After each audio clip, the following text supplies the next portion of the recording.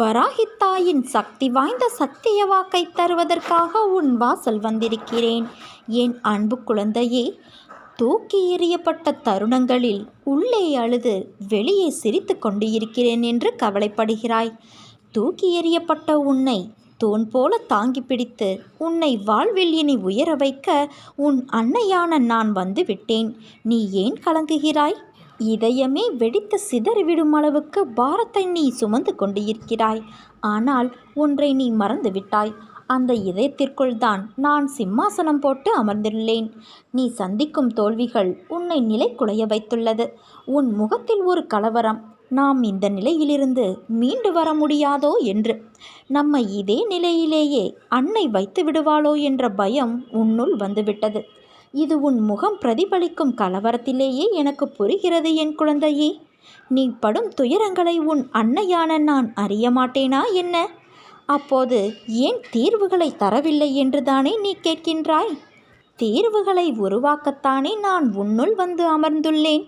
என்னை தூற்றுபவர்களுக்கே நன்மைகளை செய்யும்போது நானே கதி என்று சரணாகதி அடைந்திருக்கும் என் பிள்ளையான உனக்கு நான் செய்ய மாட்டேனா? ஒரு வினாடியில் தலையெழுத்தை மாற்றும் சக்தி எனக்கு இருக்கிறது.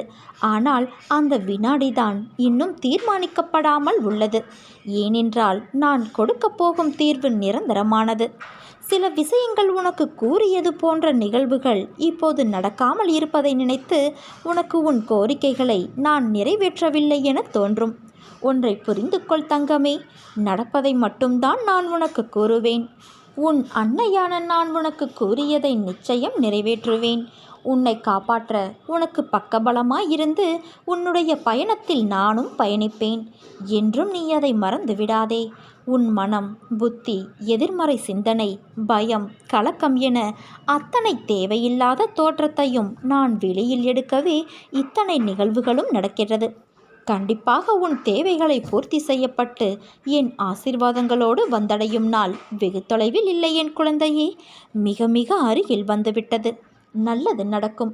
நல்லதே நடக்கும். நல்லது மட்டும்தான் நடக்கும். உன்னோடுதான் உன் அன்னையான நான் வந்து விட்டேனே. இனி எங்கும் எப்போதும் உன்னை விட்டு நான் விலக மாட்டேன். சீக்கிரமே உனக்கு நல்ல வழி பிறக்கப் போகிறது. என்னை முழுவதுமாக நம்பு. உனக்கு நான் அப்போது இளைப்பாறுதல் செய்வேன். என்னிடம் முழு மனதோடு கேள்.